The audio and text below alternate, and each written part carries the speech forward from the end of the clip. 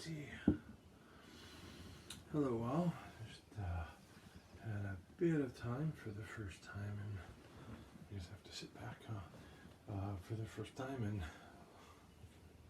I don't know, a dozen days or something. And it's just a tiny bit. I had somebody reschedule at the last moment, so I find myself with 45 minutes or so, and I thought maybe I'd just read a poem or four, and uncurated, planned, and maybe spend 15 minutes. I gotta remember to sit back. I usually sit up like a bench. Maybe remember to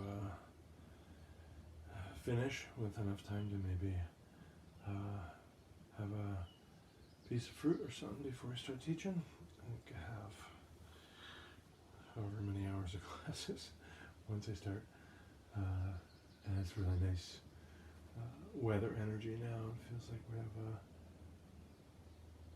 pretty stormy situation coming. It has that really kind of amazing chi out just now. Seems like I'd believe it if it's very loud rain any moment, or in the next hour, or the winds start to really pick up. So I can see the behavior of the birds and the rabbits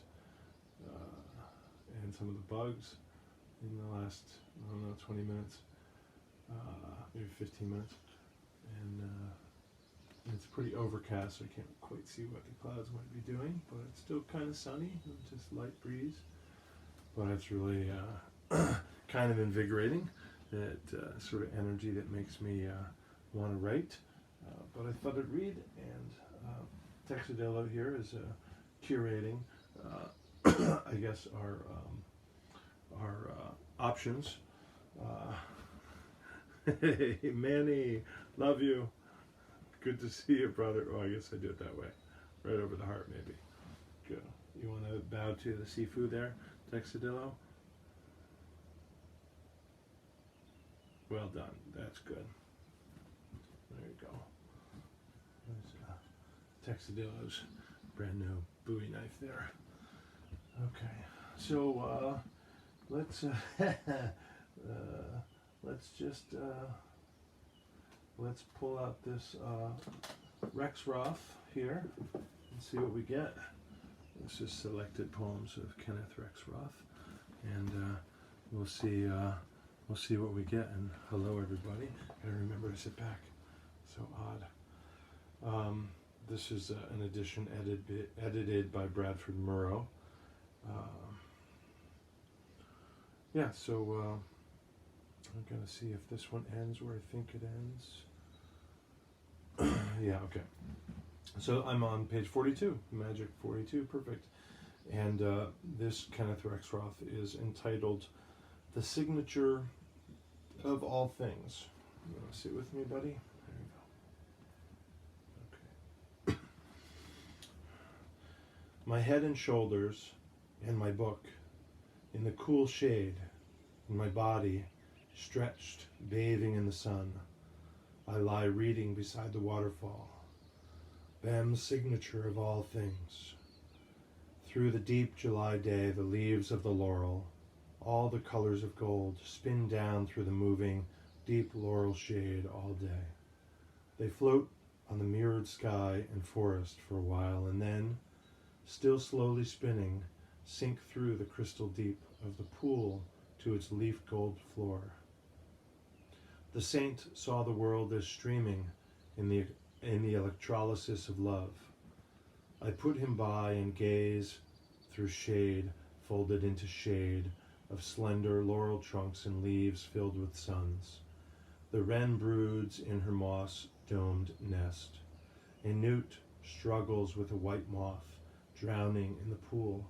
The hawks scream, playing together on the ceiling of heaven. The long hours go by. I think of those who have loved me, of all the mountains I have climbed, of all the seas I have swum in. The evil of the world sinks. My own sin and trouble fall away, like Christian's bundle, and I watch my 40 summers fall like falling leaves and falling water, held eternally in summer air. Deer are stamping in the glades under the full July moon. There is a smell of dry grass in the air, and more faintly, the scent of a far-off skunk. As I stand at the wood's edge, watching the darkness, listening to the stillness, a small owl comes to the branch above me, on wings more still than my breath. When I turn my light on him, his eyes glow like drops of iron, and he perks his head at me like a curious kitten. The meadow is bright as snow. My dog prowls the grass, a dark blur in the blur of brightness. I walk to the oak grove where the Indian village was once. There, in blotched and cobwebbed light, a dark, dim in the blue haze, are 20 Holstein heifers, black and white, all lying down, quietly together under the huge trees rooted in the graves. When I dragged the rotten log from the bottom of the pool, it seemed heavy as stone.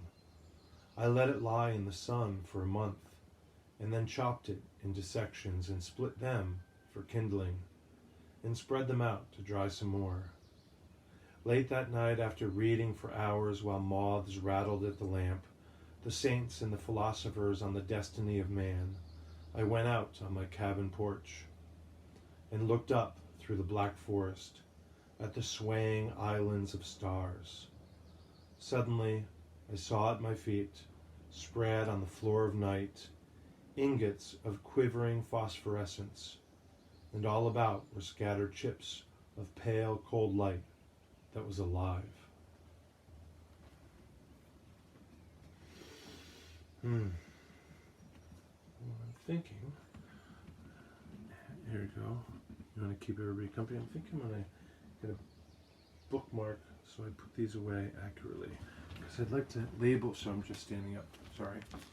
I think if I can reach, actually first if I can remember where that stack of bookmarks was, and then reach it, that would be step 1 followed by step 2. But I may just make a crashing noise trying to reach them. Okay, we seem to have achieved it, so that's good. So I'm thinking we'll read another Rexroth here. That's a little tough to read without pre-reading this, because the punctuation and capitalization kind of throws me. I sort of expect the end of a line, so my kind of cadence shifts, and then I see a capitalization, which is not a new line. It's just, it's a new line of the poem, but not a new sentence. So it kind of throws me off. So that would do with some rereading. So you want to just stay there? You're okay, that's good. Okay. So I guess I'll read another. Oh, wow, that's nice. That title makes me want to read these very special to me books of poetry. I don't know if you can even see where I am here, but these very few are the death poetry in this title I just read. Makes me want to shift to those, but that's not what I'm doing. Yeah, I don't know. I can't tell if this looks like a series of poems with their own title, with each having their own title, so I'm not sure how I would be reading that. So, wow, I would like to read this myself, but this is a long one. I'll let you guys look it up and read it on your own, or I'll read it separately later. It's page 94, and it's called Thou Shalt Not Kill, a memorial for Dylan Thomas. That looks really interesting, but quite long for what I'm doing here. So I'm just kind of flipping through, seeing if something tugs at me. It seems like there's these sort of sections where there's sort of an overlying title followed by a few titled shorter ones. So I wouldn't want to sort of mistakenly read just a short piece if it's part of something else. But that's what I'm going to do on purpose here, because this looks like it's a selection purposely offered here as part of a larger whole. It's actually the first poem in the book. It's page 1. After 22 introductory pages that probably explain this. So this is from In What Hour, 1940. So that's probably all backwards to you guys using this front-facing camera. So, and it's entitled On What Planet? And again, that's from a piece called In What Hour, 1940. And this is entitled On What Planet? Uniformly over the whole countryside, the warm air flows imperceptibly seaward. The autumn haze drifts in deep bands over the pale water. White egrets stand in the blue marshes. Tamalpais, Diablo, St. Helena float in the air. Climbing on the cliffs of Hunter's Hill, we look out over 50 miles of sinuous interpenetration of mountains and sea. Leading up a twisted chimney, just as my eyes rise to the level of a small cave, 2 white owls fly out, silent, close to my face. They hover, confused in the sunlight, and disappear into the recesses of the cliff. All day I have been watching a new climber, a young girl with ash blonde hair and gentle, confident eyes. She climbs slowly, precisely, with unwasted grace.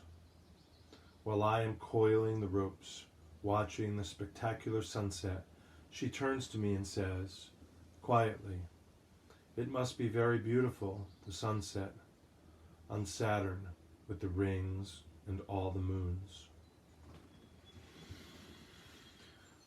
So I rather like that second random poem with the appearance of owl.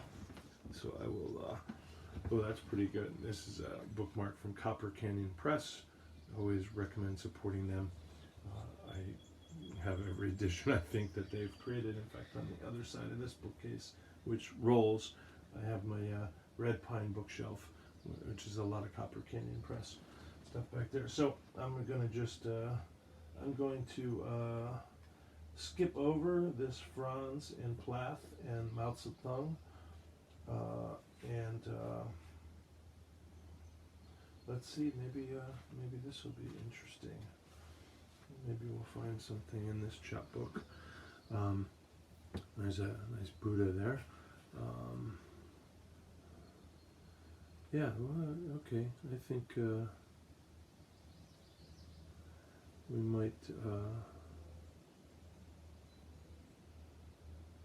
So this is entitled "The Fierce and Erotic Gods of Buddhism Are Us" by Gregory Campbell.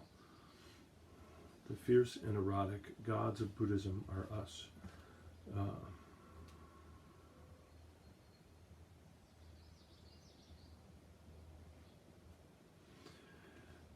And this is entitled, the paginations are blank, so I'm going to say this is about page 8, and this is entitled, "And We Look at Sunspots and Wonder." And that's pretty cool. I have a new Parker Solar Probe about to go up, and be hearing about sunspots. I think it might take about 9 years to get there, though. So it'll go up, then we'll forget. And we look at sunspots and wonder. Hey, remember to sit back. We are, at this moment, appearing on the surface of the sun. Yet we look at sunspots and wonder. At death we vanish into the sun right here at our feet, which vanishes into light, which expands as space endlessly. If we have trained for a lifetime to bear this bliss of feeling, to infinity, forever, we remain as radiant love everywhere. If we cannot bear the bliss of light, we return to the shadow world of sunspots, on the face of the sun here at our bare feet. And we look at sunspots and wonder.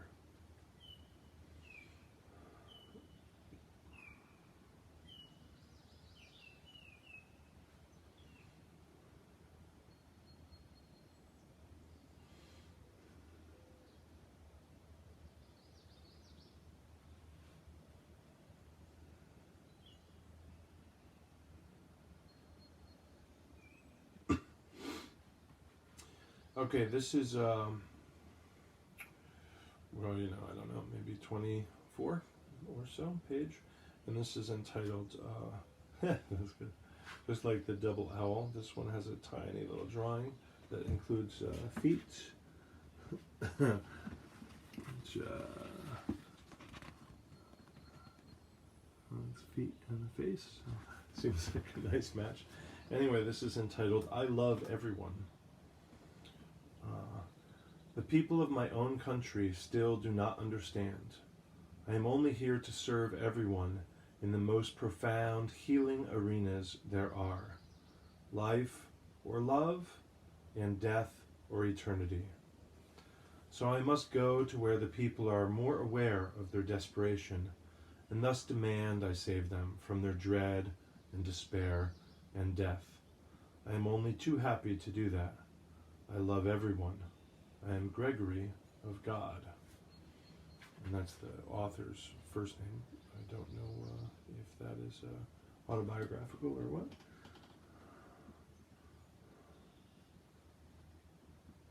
I think I'll just read this one because it's appealing, and it's also the very first poem in the book, like the other.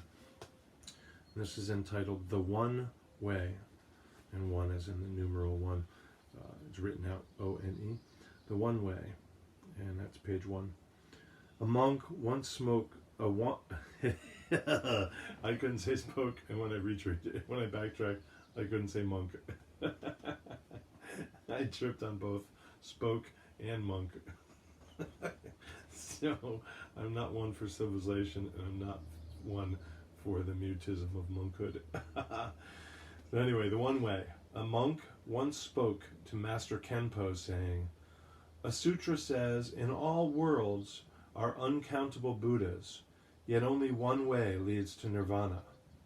I wonder where the one way is." Kenpo, lifting his stick, drew a line through the air between them and said, "Here." And at the end of the poem, as if it's signed by this poet, it says the gateless gate. So I don't know what that's referring to. It doesn't appear to be the last line of the poem. Here it says the gateless gate. So and that's kind of what grabbed me. Mystery of mystery, the gateway to all understanding. And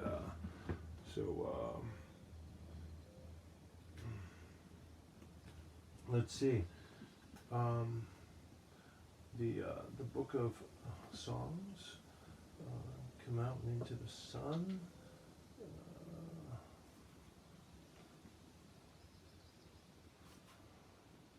The Complete Poems of Stephen Crane. Annie Dillard, there's some amazing poetry. The Enlightened Mind, Poetry of Yoga, poems. Let's look at this, see what we can find in this piece. This is a Penguin Press. This has a bookmark from Philadelphia in it. I wonder if that's where I bought this. Kalidas. So this is a Penguin book, so they're usually kind of compilation sort of books. And there's a signature in here, Philadelphia as well. So this is called Poems from the Sanskrit. This piece, translated by John Brough. I don't know how to pronounce Brough. B-R-O-U-G-H. I don't think it's Brough, so I'm going with Brough.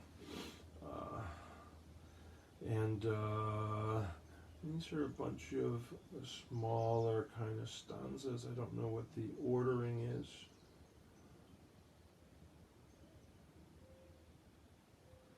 But we'll just see.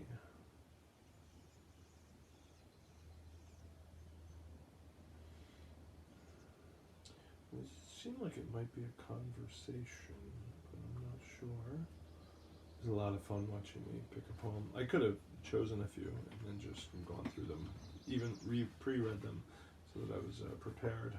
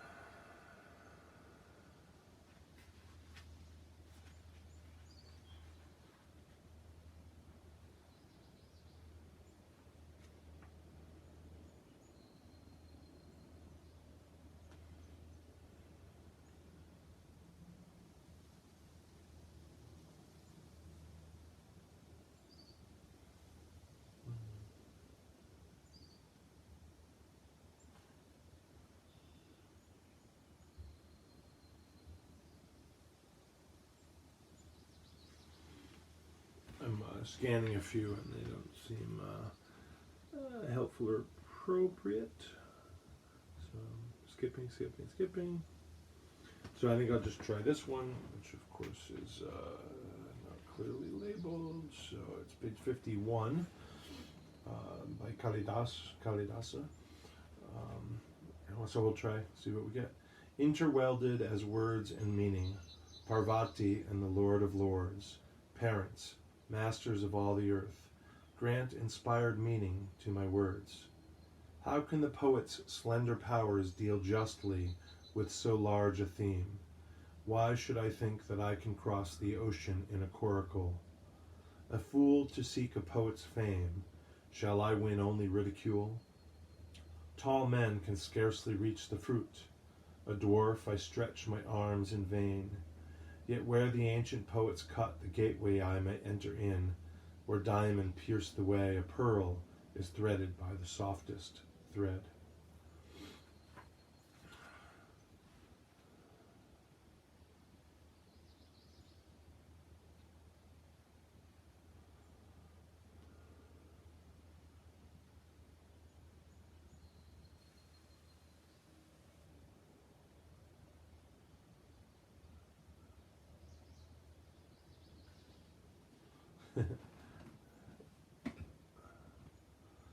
Boy, that looks like it's going to be hard unless I practice this. Vidya Bili. No, that's tough. Vidya, it seems like Southern Hindi to me. Vidya Bilya Sakupitam Nija Balaskaya Tandriya Katamsid Anunya Samipanitam Setoharam Pranara. Oh, that's tough. I want to say Pranayinim Akilendriyastram Nidram Prasadayitiam Adya Namaskaromi. She who forsook me when I fondly burned the midnight oil at fame's false shrine has now by her young sister Sloth, I know not how, been pacified and home to me returned. My yearning heart I swear henceforth I'll keep constant in worship of my first love, sleep. That's pretty fun. I want to learn that. That seems like a fun thing to do. So I'm guessing, as I don't have a clock, but I have tea.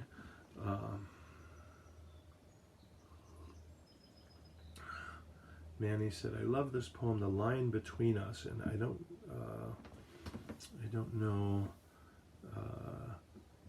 That's not the one that I read, right? No, I don't think so. So if that's one you're referencing that I didn't read, maybe tell me the poet name, or send me a link. Maybe we'll be able to read it. This is one of the.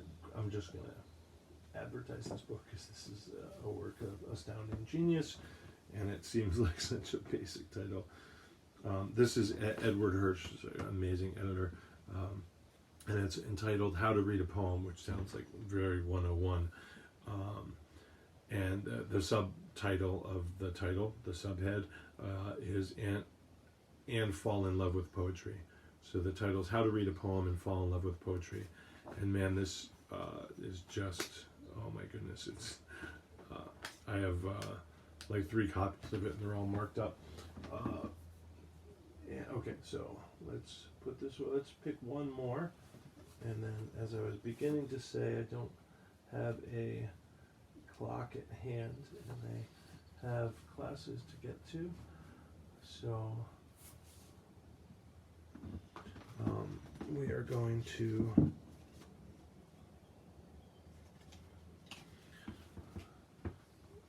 mark that, so I put these back where they were. Oh, he says I did read it. That was the title of the Zen one. Okay, thank you. Yeah, kind of lost track of the titles here as I go through. Thank you, sir. Okay, so this is another anthology, and I don't know who does this anthology. This is the classic tradition of haiku and anthology, and it's edited by Fabian Bowers. I think this is a Dover book. So let's see. Oh,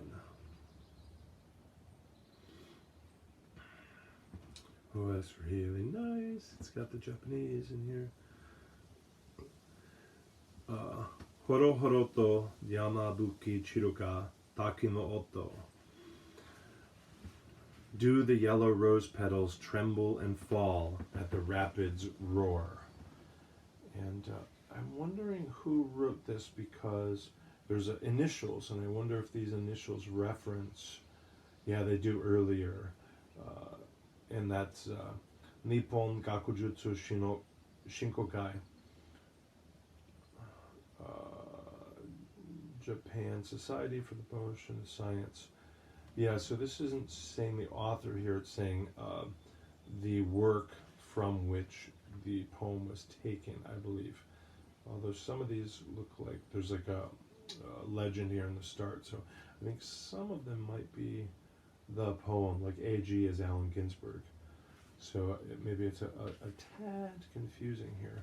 So I think I'm going to bookmark these so we can label this video.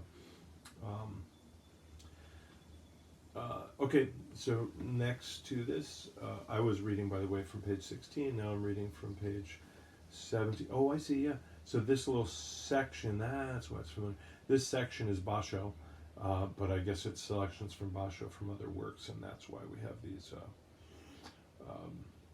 indicating abbreviations at the end. Okay, so we're reading Bashō. Okay, good. I haven't seen that translation, so that's pretty cool. So the next Bashō, since I've already kind of settled on this, Shizukaso ya iwa ni shimiru semi no koe. How still it is, stinging into the stones, the locusts trill. There's 2 translations offered here of this piece. So the next, quietness seeping into the rocks, the cicada's voice. Ooh, that's really nice. Okay, so I'm just gonna, I feel like I should just read the entire book. Okay. And,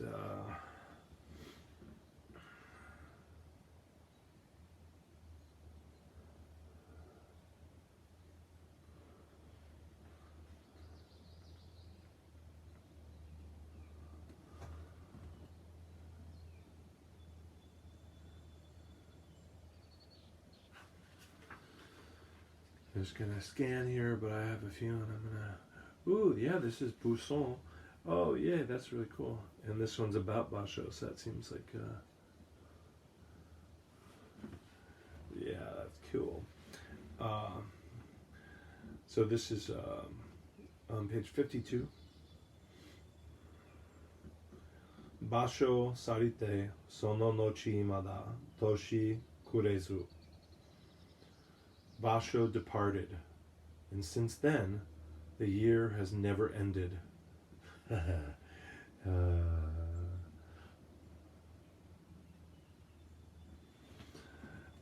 The next one, page 53, again from Buson, Yosa Buson.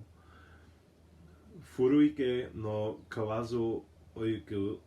Oh boy, that's a hard one for me to read. Furuike no kawazu oiku ochibakana. In an old pond, a frog ages while leaves fall. Ooh, I'm into these. Oh boy, okay.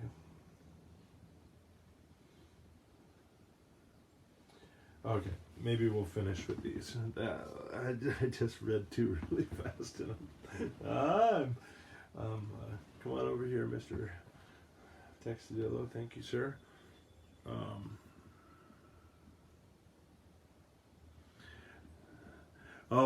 Thank you, Manny. Thank you. That's really helpful because I was like, I don't remember the title. And I'm definitely at the age is a big challenge for memory. If you guys are watching on, feel free to comment away. And if you have Netflix, start checking out The Last Airbender and thank Manny for his work there. Okay.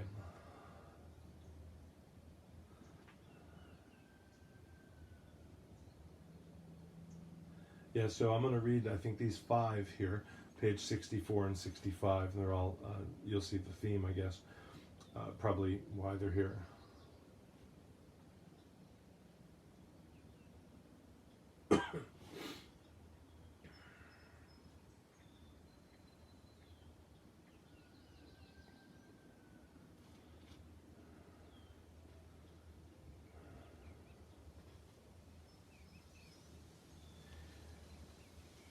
Hana no kage aka no tanen wa nakarikeri. Under cherry flowers, none are utter strangers. All these are by Issa, the poet. Shita, it's a tough one. Shitajita ni umarete yorumo sakura kana. Being born the lowest of the low, I view cherries at night. So this one is about the temple, the Issa temple. The Issa is a whole story, I guess, but it's like a very, very lower caste in India group or people. So when we hear about the Issa temple, we have this idea of the untouchables, right? So this is Issa dara no sakura Maji Maji Sakiri Keri. I think I can do better. Ita dara no Sakura Maji Maji Sakini Keri. Cherries at the Issa temple coweringly blossom. Man, that just feels like a perfect poem. Oh my goodness. And I don't. Yeah. 1, 2, 3, 1, 2. Yeah. Okay. Daimyo o umakara oroso sakura kana. Daimyo o umarakara oroso sakura kana. Lo, the cherry blossoms have forced a daimyo to dismount.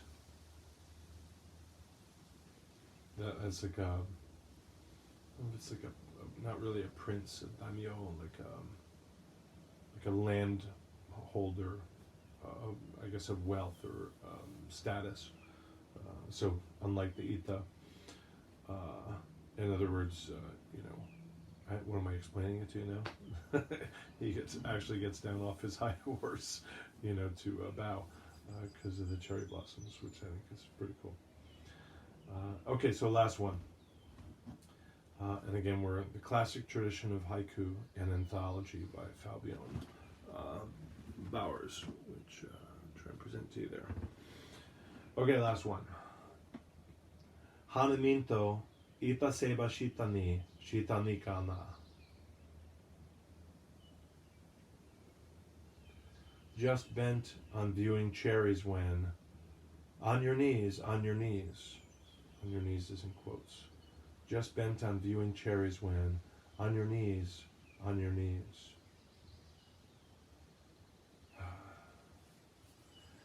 Okay. Well, if you want to show them your Bowie knife again, since you waited so long. Okay. This is Texadell is very excited about his Bowie knife reunion here. So there you go. And then we'll be able to take a bow now too. Okay. Yes. So there's plenty more poetry to read. If there's something you'd like me to read or not like me to read, more of this, less like that, more of that style or from that poet, or maybe we can plan and put together a few more. But I have to begin a bunch of hours of teaching, and this is like this little brief respite that I had first time in quite a long time. So I hope that was enjoyable for you. I'll take your bow, Texadell. Thank you. Well, I'm not sure if Seafood Painter is watching. Do you want? Oh, you can wave anyway, just in case. Yeah, that's very nice. If you are, hi John. Love you, Manny. Thank you all for joining, and I'll raise this cup of lovely East African tea here. Thank you very much.